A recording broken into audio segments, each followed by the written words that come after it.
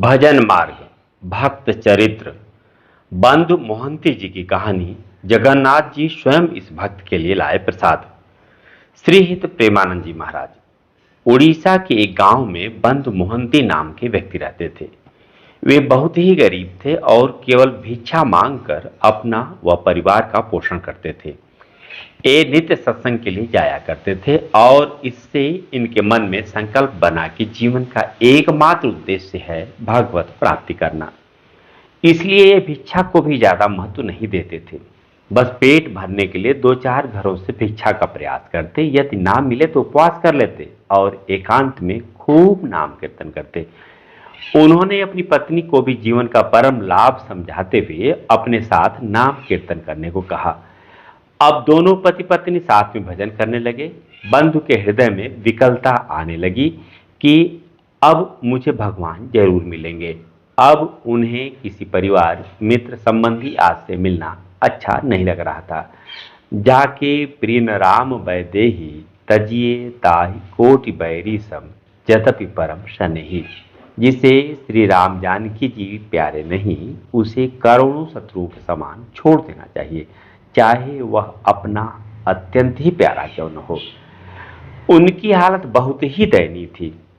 उनके पास बिल्कुल भी धन नहीं था और भिक्षा से भी अन्न कभी कभी ही मिलता था।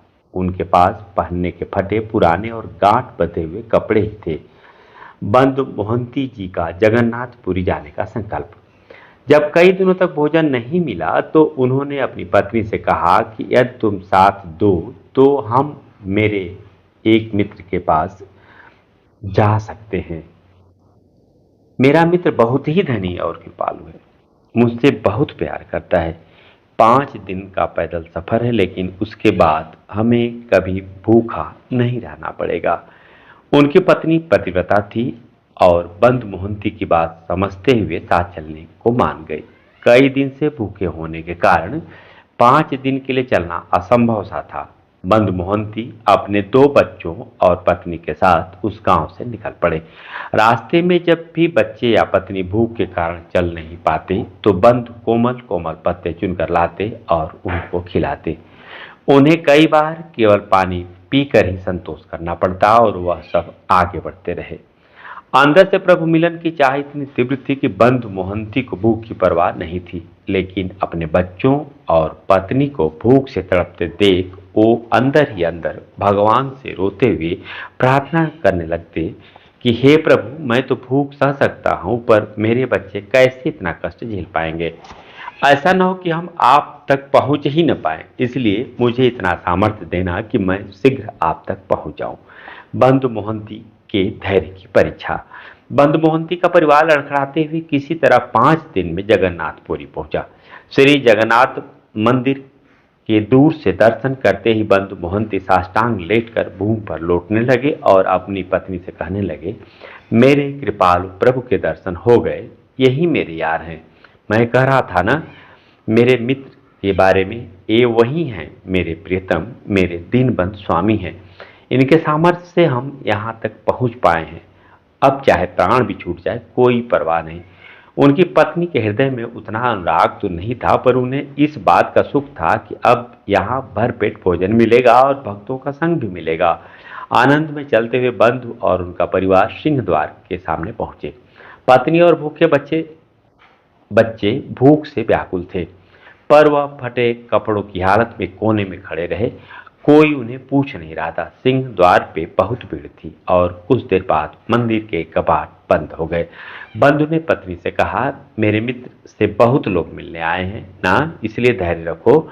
अभी हम पीछे की तरफ चलते हैं। वह सब मंदिर के दक्षिण की ओर, जहाँ जगन्नाथ जी के प्रसाद का धुआं प्रसाद वाले पत्रों को धोने के बाद निकलता है, बैठ गए।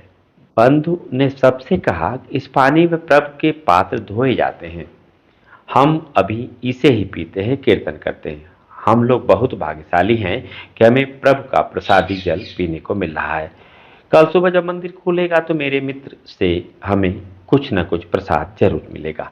यह कहकर पूरे परिवार ने एक एक कर वो प्रसादी जल पीकर ही अपना पेट भरा। पत्नी सोच रही थी कि इनके मित्र का तो पता नहीं, पर मैं धन्य हूँ जो ऐसा अनुरागी और धैर्यवान पति मुझे मिला। वो बंधु से कहती कि आप जैसे राजी हैं, हम सभी वैसे ही आपके साथ रहेंगे, हमें कोई कष्ट नहीं है।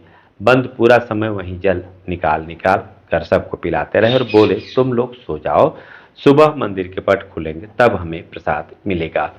बंधु प्रभु की प्रसन्नता के लिए वहीं बैठकर नाम कीर्तन करने लगे और मन ही मन भगवान को धन्यवाद करने लगे।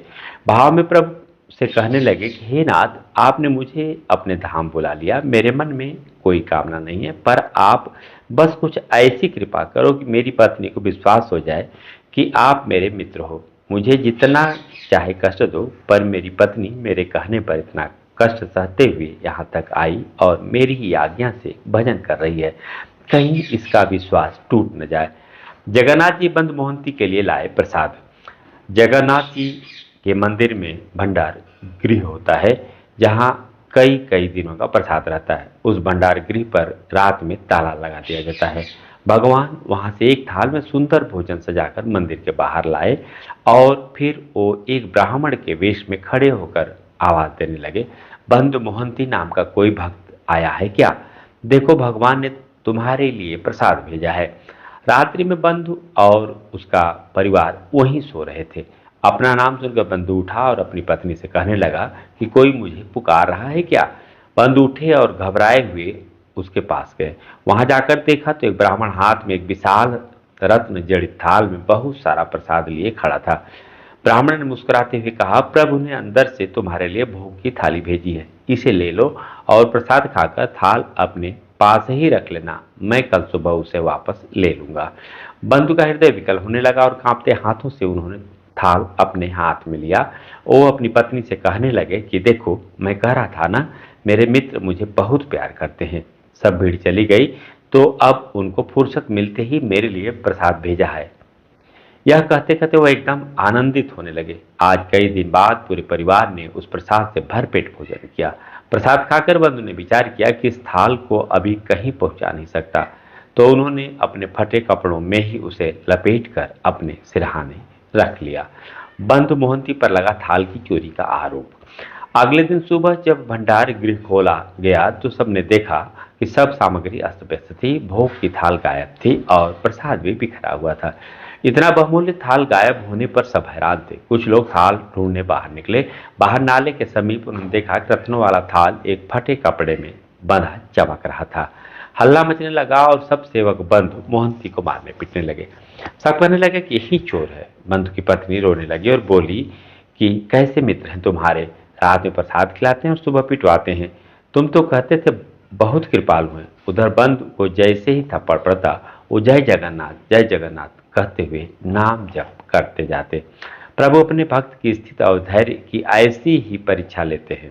कभी ऐसा संयोग बने तो हमें भी सह लेना चाहिए और उसे भगवान की इच्छा मानकर आनंदित होना चाहिए। बंधु मोहंती आनंद में मग्न होते हुए नाम जप करते रहे।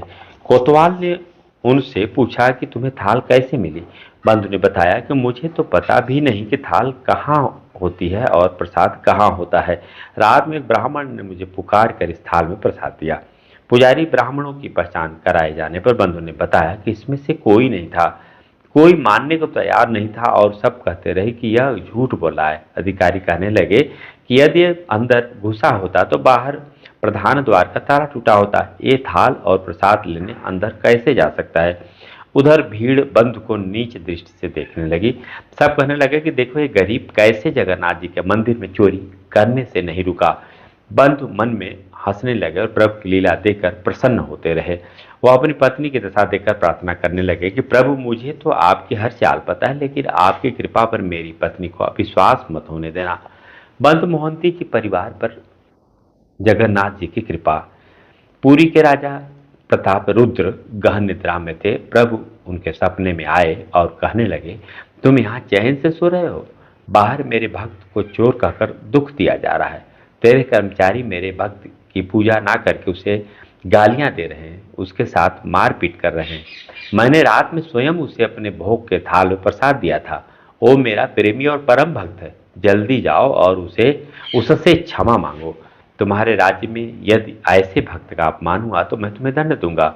प्रभु की भी विचित्र लीला है। एक तरफ भक्त को पिटवा रहे हैं और दूसरी ओर राजा से उसकी पूजा करने को कह रहे हैं। प्रतापरुद्र जी को आज्ञा करते हुए प्रभु कहने लगे, मेरा आदेश है, आज से मेरे मंदिर के संपूर्ण हिसाब किताब का अधिकारी वही होगा। उसके दस्तखत से ही पूरे मंदिर की व्यवस्था चलेगी। यह कहकर भगवान अंदर ध्यान हो गए।